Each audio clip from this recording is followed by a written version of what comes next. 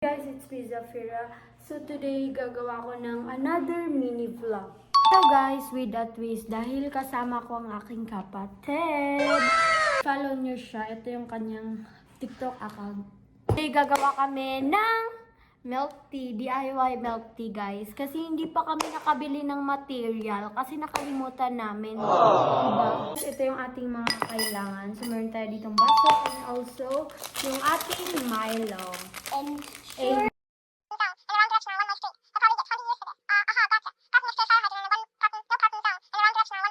so, ilalagay ko muna to guys.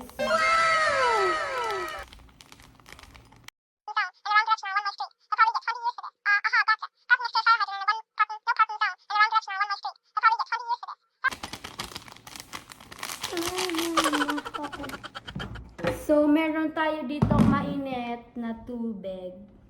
Ibuhos na natin. Konti lang. And mix. Siyempre guys, kakailanganin natin ng asukal.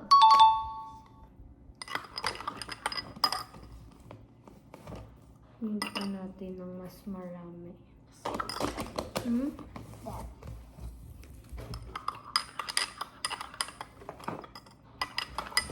So, ilagay natin yung ating yellow.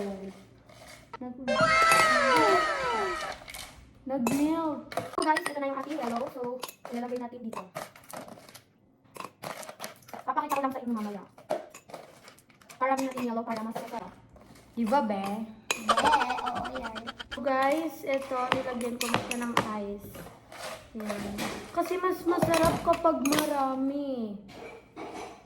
Hindi pwedeng ako lang. So, gagawa rin tayo ng sa kanila.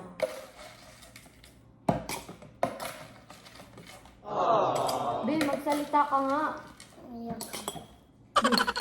Sunod is ilalagay natin yung Milo na tinimplahan natin. Dito sa may baso. Di ba, be? Oo. Oh my God! Parang napunta sa akin lahat, ha? Ang susunod is syempre yung ating evaporated milk. Ano to magiging milk tea kung wala to? Di ba, guys? Mindset. Yan. Ito ba, diba? Yan, guys. Maliit lang. Mas maliit yung sa'yo. Malaki yung akin. So, imimix na natin. I-mix ko to, guys. Oh my God. I-mix natin siya, guys. Mix well and taste it. Daw? Taste the moment of truth. Mana natin to, guys. Ang sarap. Perfect to, guys. Kaso, parang Merong kulang. parang ang tamis. Dito lang po nagtatapos ang aming video. Kung hindi ka pa po nakasubscribe sa aming channel, i-subscribe mo na yan. At sa mga nakasubscribe po sa aming channel, pakihita na po ang notification bell para tuloy-tuloy po kayo sa every upload namin. Bye guys!